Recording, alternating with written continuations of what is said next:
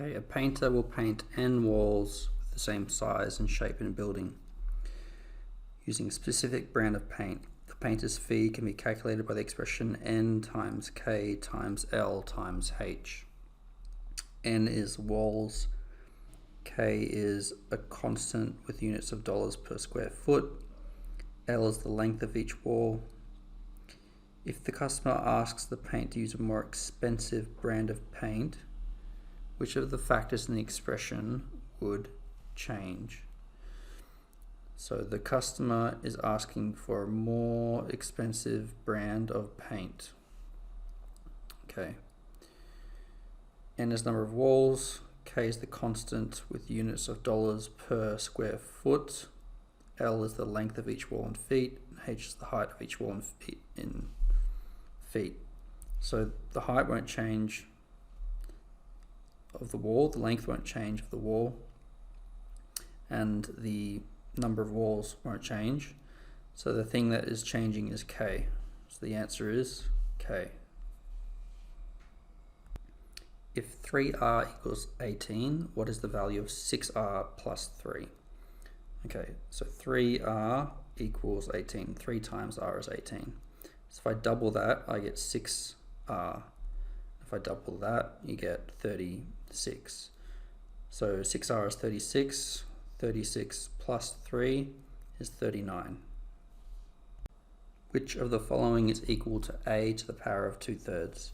So for this question, you need to know that root a is the same as a to the half. The cube root of a is a to the third. Okay, that's prerequisite knowledge. And so it looks like to me, the answer is going to be this one here. Now why is that? It's because this is a squared to the power of 1 on 3. And then when you have powers of powers, you multiply. So 1/3 times 2 is 2/3. So the answer is D. The number of states that joined the United States between 1776 and 1849 is twice the number of states that joined between 1850 and 1900. Okay, so between 1776 and 1849, it's double what happened between 1850 and 1900. 30 states joined between 1776 and 1849, so 30 joined then.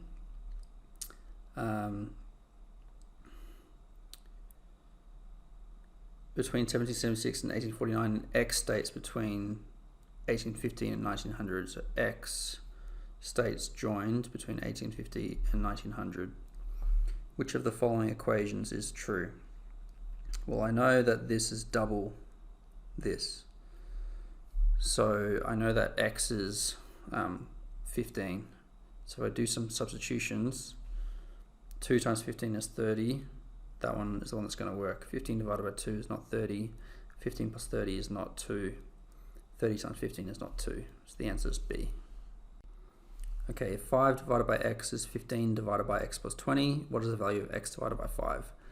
So I think with this one, substitutions would work pretty quickly. If you do 5 divided by 10, you get a half.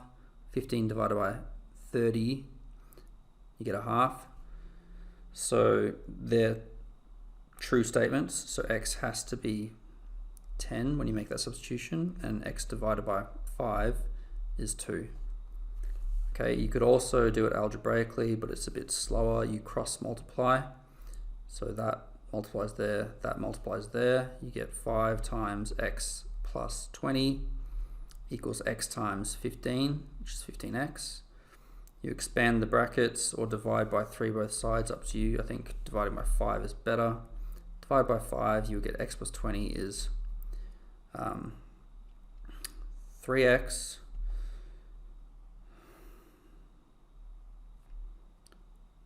And then 20 equals 2x. By subtracting x both sides, divide by 2, x is 10.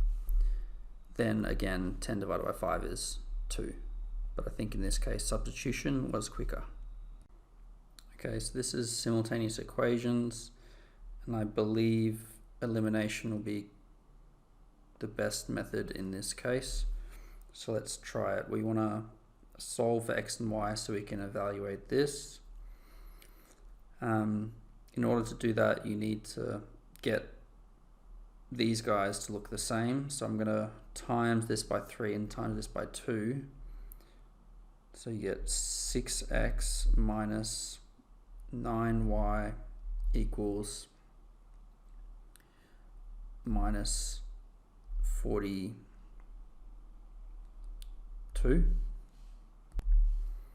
And then times this by 2, you get 6x minus 4y equals minus 12. And because now they are the same numbers here, I can subtract them to cancel them out. So minus 9y minus 4y is minus 5y, because that becomes plus.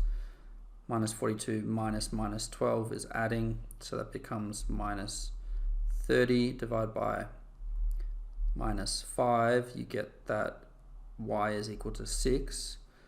Once you have y is 6, you can sub it into either equation here to solve for x.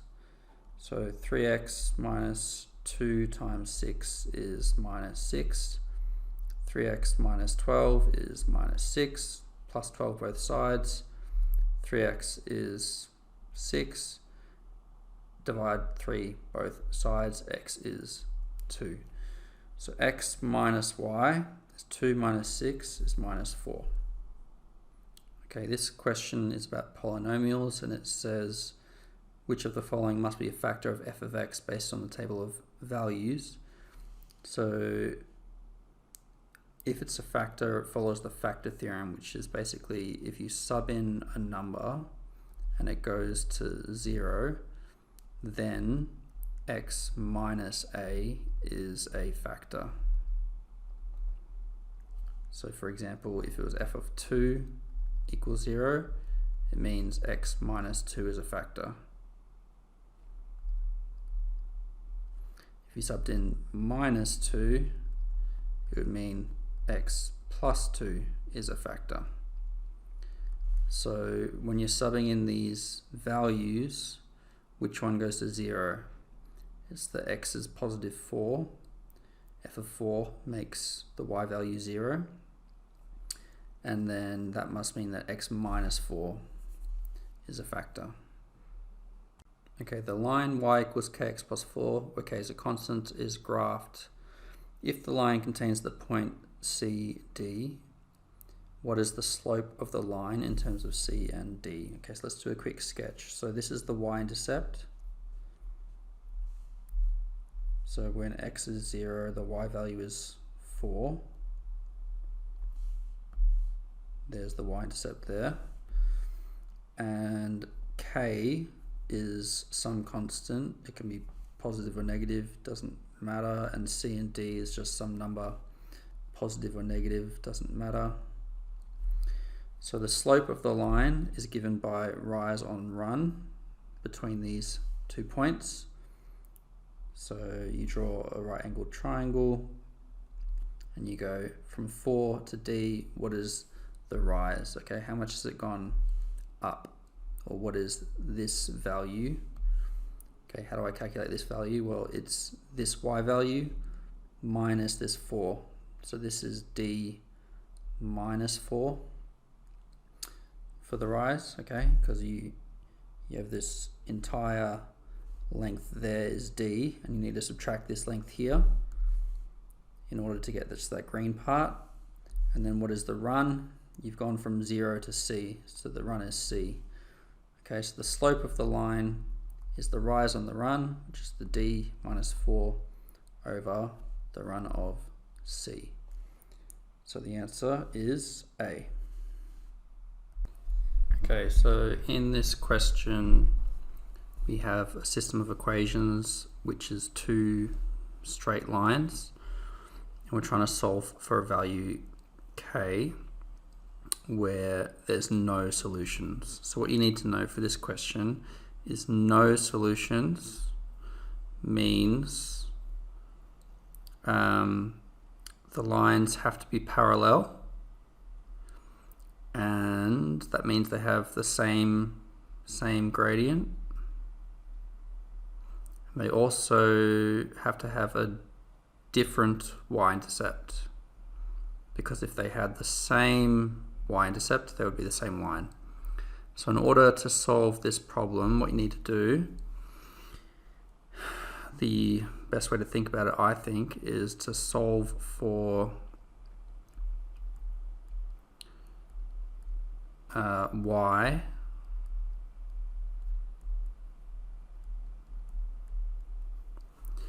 for both. So this is equation 1, just slightly rewritten. And then this is equation 2, slightly rewritten. So I'll make it in the form mx plus c.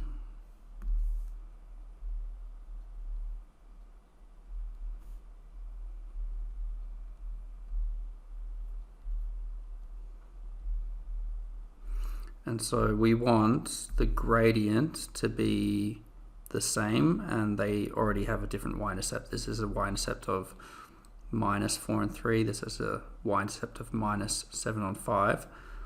So the gradient has to be the same. So the gradient of the first line is minus k on minus 3, which is positive k on positive 3. That has to equal minus 4 and minus 5, which is positive 4 over positive 5, because the negatives cancel. Solving for k, you times by 3 both sides. K equals 3 times 4/5, which is 12/5, which is A. That's it. Okay, in this question it says we have a parabola with equation y equals x minus 11 squared, and it intersects the line with equation y equals 25 at 2 points. What is the length of AB? So if I draw a quick little picture, this one here is a parabola which is shifted 11 to the right. So this is 11, 0. So essentially the turning point happens when this goes to 0. So x has to be 11. And then you have the line y equals 25, which is a horizontal line, because every single y value along that red line there is 25. And then we want to know the length of AB, where it's the intersection. So we want to know this length. So I believe the quickest way of doing it would be solving for where the red line equals the parabola for the x value. Taking the square root both sides, you get plus or minus 5. And then moving the 11 over by plussing 11 both sides, you get 11 plus or minus 5. So x equals 6 or 16. Okay, so you have 16, 25, and you have 6, 25. And so therefore the length here is the difference between 16 and 6. So this is obviously a very bad picture. Positive 6 should be over here somewhere, but just bear with me. So the difference between 16 and 6 is 10. So the length of AB is 10.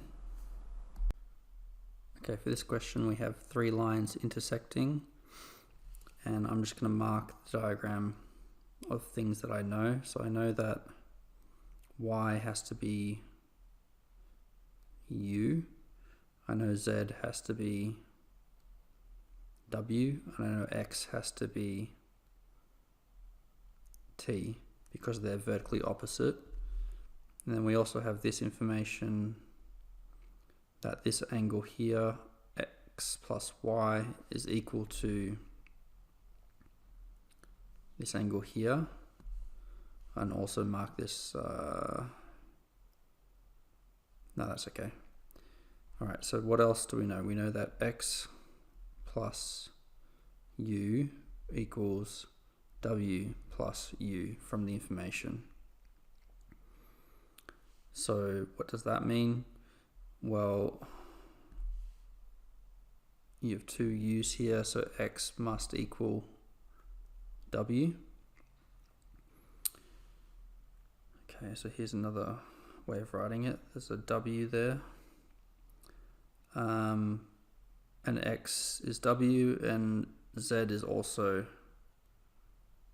a w, so z could be x as well. We have x is z is true, and then we have x is t is also true from here.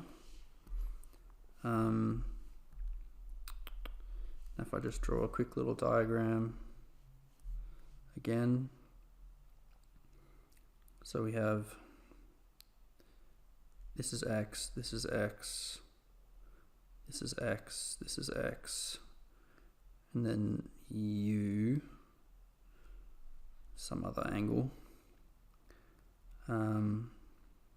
That's all we can get out.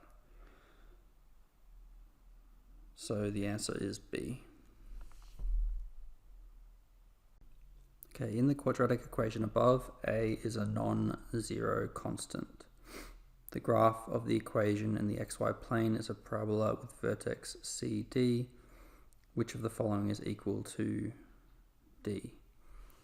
So what we need to know is the x value of the turning point, which is the C there, is given by the average of the x-intercepts. Okay, and we can see here the x-intercepts are going to happen at 2 and minus 4, because x-intercepts happen when y is 0. So if you make this 0, then it's the null factor law. A is 0, this is 0, or this is 0. So the values that work is x is 2 or x is minus 4. So the average of those, positive 2 minus 4 divided by 2, the average would be minus 1. So it's the x value. And then in order to find the y value, we sub it back in. So the y value is going to be A times minus 1 minus 2 times minus 1 plus 4. Okay. So the y value is going to be A times minus 3 minus 1 plus 4 is positive 3. So the y value is minus 9A.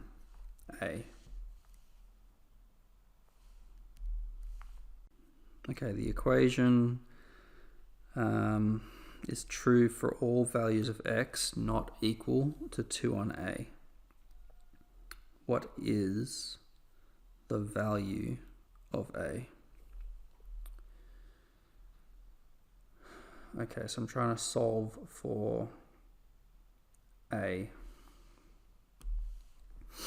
So essentially you can't divide by 0, that's why it can't be equal to 2 on A. What I think I'll do is I'll create a common denominator of ax minus 2. So to do that, I am going to do the following. I'm going to times this one by ax minus 2.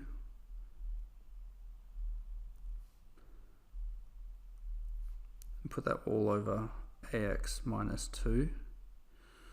That's still over ax minus 2. And that's still over ax minus 2. So when you have the same denominator, you can combine the fractions together, or combine the numerators rather. So they all have the same denominator, so that means the numerators must be equal. So that implies 24x squared plus 25x minus 47 is equal to this expanded minus 53.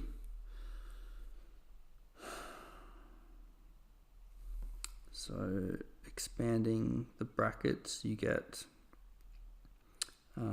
minus 8ax squared minus 3ax plus 16x plus 6 minus 53. So 6 minus 53 is going to equal minus 47. So I've done that right. So now I'm trying to find the value of a. I think I can just compare this one and this now. So minus 8a is going to be equal to 24. So a has to equal minus 3. And let's just check. If you sub in minus 3 here, you get plus 9x plus 16x, which is 25x. So we've done that right. Minus 3.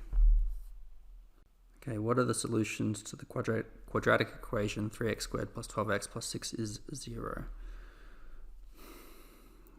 Because there's a common factor of 3 in all of these, I think it's quicker to divide everything by 3. And then you're going to have to use the quadratic formula because this is not going to factorize nicely, or you could complete the square. So let's do both methods. X is minus b plus or minus the square root of b squared minus 4ac over 2a. Subbing in, the b value is 4, so minus 4 plus or minus the square root of 4 squared, 16 minus 4 times 1 times 2, all over 2 times 1. So it's minus 2 plus or minus the square root of 16 minus 8 is 8 all over 2. Let's just do this so it's more clear. So all of that is over 2. So then the 2 is dividing the 4, so it's minus 4 on 2 plus or minus root 8 on 2. Okay, and then that becomes minus 2 plus or minus root 8 is root 4 times root 2, or 2 root 2. They cancel, you're left with minus 2 plus or minus 2 root 2. So the answer is A. You could have also completed the square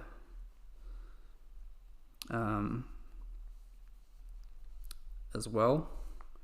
So if you complete the square here, you halve this and you square it.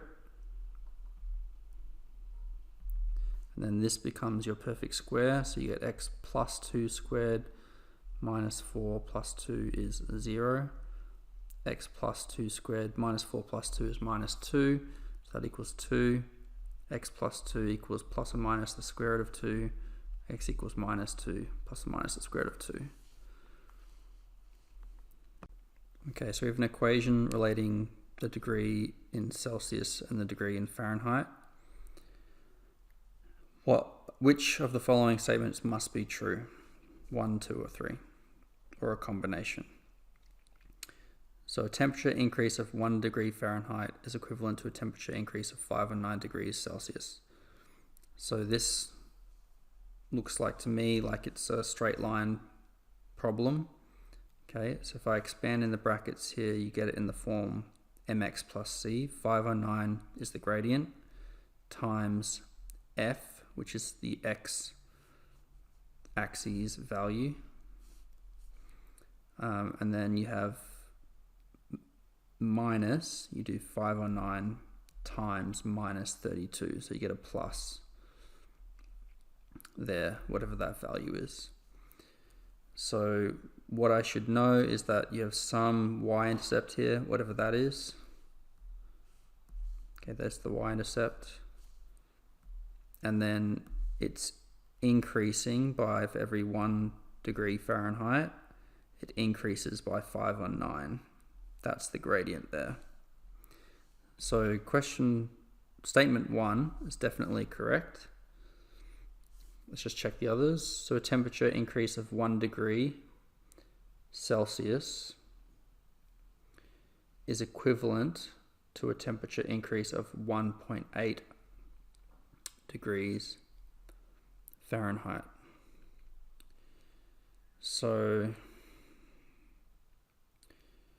a temperature increase of 1 in Celsius is equivalent to a temperature increase of 1.8 degrees Fahrenheit.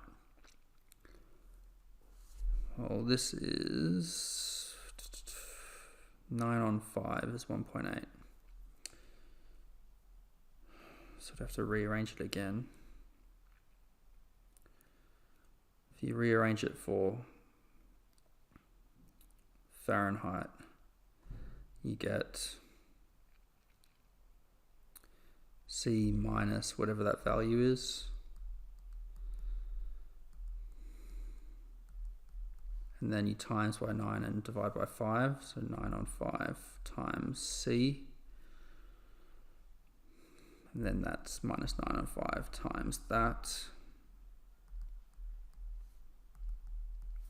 So now they've changed the y-intercept, and then it does seem like for an increase of 1 degree Celsius, the Fahrenheit will increase by 1.8 because that's the slope if you've rearranged it. Okay, written more nicely, the Fahrenheit temperature is 9 on 5 times C, then plus some other y-intercept, whatever that is.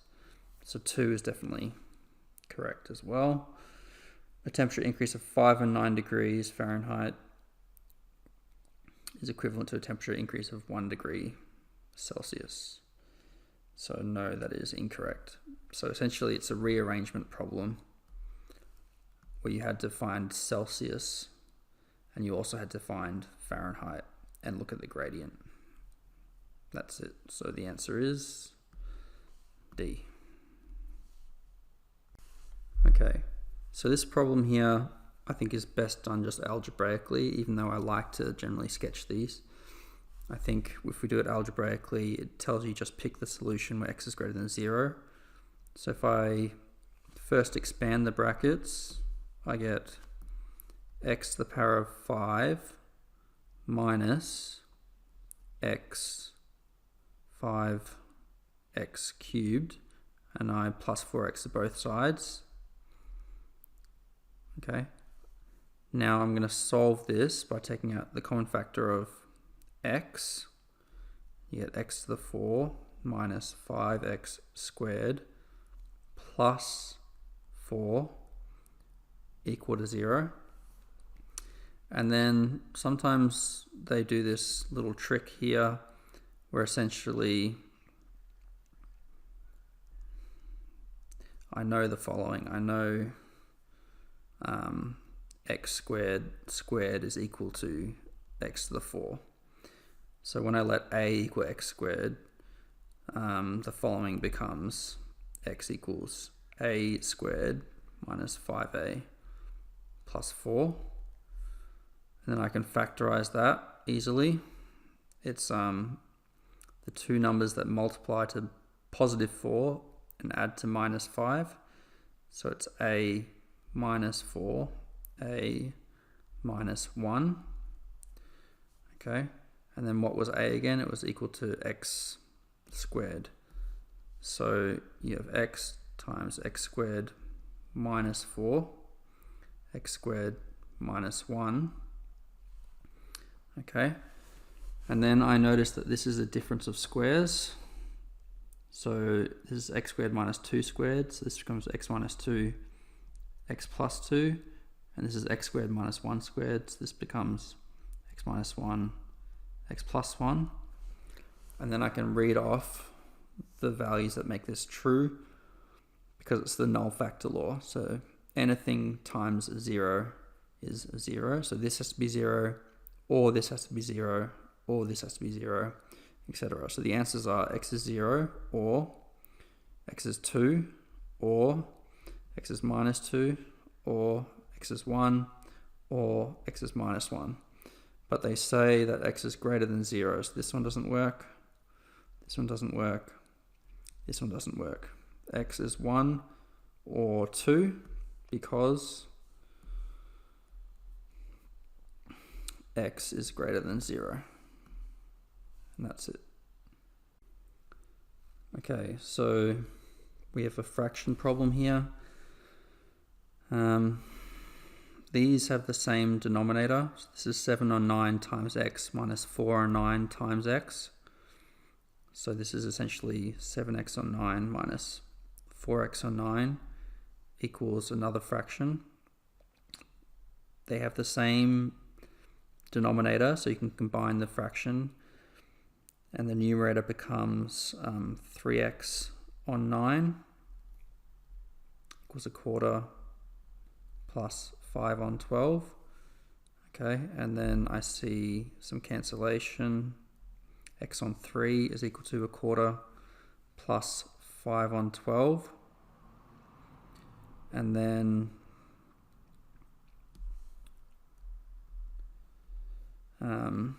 what I'm going to do is create a common denominator here. So I'm going to times 3 on 3, make it 3 on 12 plus 5 on 12. X on 3 equals 8 on 12. And then to get rid of the divide by 3, I times 3 both sides. I get x is 3 times 8 on 12. And I look for the cancellation. So 3 and 12 will do it, because you can only cancel top and bottom. So how many 3's go into 12? The answer is 4. So x is equal to 2. Okay, 2 isosceles triangles are shown. Alright, so isosceles triangles have base angles the same. So that angle is equal to that angle, and that angle is equal to that angle. We also have the following actually no.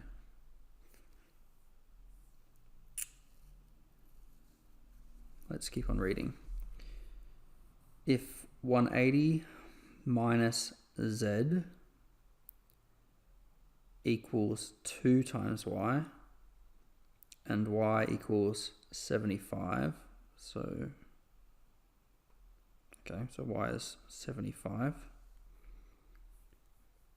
and now we have 180 minus z equals 2 times 75, which is 150. Then solving for z, you get z is positive 30. Find the value of x. Now it's an easy problem because this is 30. These angles are the same. There is 180 degrees in the triangle. So this is 150. So this is 75 and this is 75, half of 150. And because this is a straight line here, x is going to equal 180 minus 75. So the answer is 105. At a lunch stand, each hamburger has 50 more calories than each order of fries. If 2 hamburgers and 3 orders of fries have a total of 1700 calories, how many calories does the hamburger have? Okay, so to get my head around this, I'm going to do a little table of values. So we have fries and we have hamburgers. Each hamburger has 50 more calories than each order of fries. Okay, so for example, if the hamburger, so if the fries had 100 calories, the hamburger would have 150. Okay, so what I'm going to do is I'm going to make the value of the fries have a generic pronumeral, so F, and this one has to be F plus 50 for the hamburgers. Okay, 2 hamburgers and 3 orders three orders of fries have a total of 1700. So 2 hamburgers, 2 times the value of F plus 50, and 3 orders of fries, so plus 3 times F is equal to 1700. Solve for the number of calories for fries, and then you can solve for F plus 50. So expanding the brackets, you get 2F plus 100 plus 3F is 1700. So that becomes 1600. So 2F plus 3F is 5F is 1600. And then divide by 5. And a trick that you can do to divide by 5 is divide by 10 and then times by 2.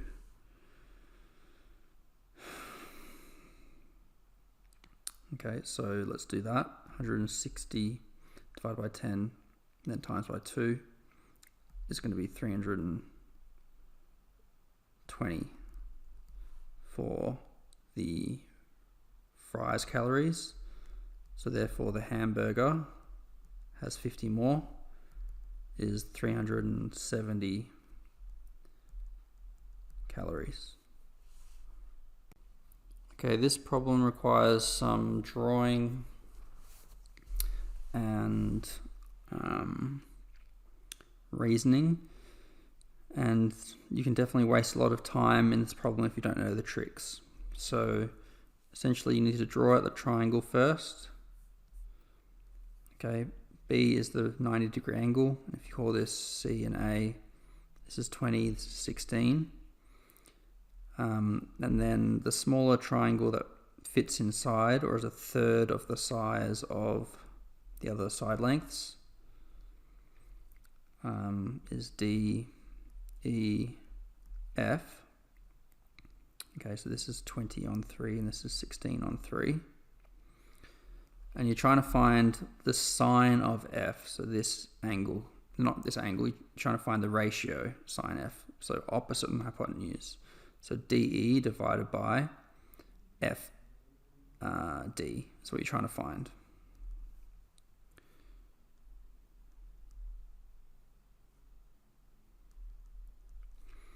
But the trick is this ABC triangle is a scaled up version of a special triangle. So essentially, you should know there's this special triangle called a 3, 4, 5 triangle. All right, so instead of wasting time, you recognize that.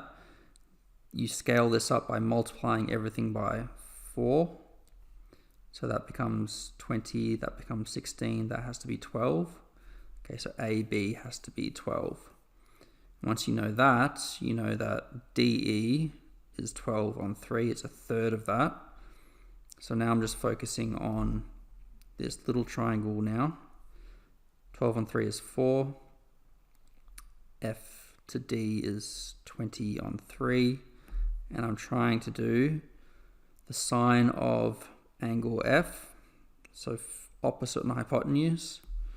So sine of F equals 4 divided by 20 on 3.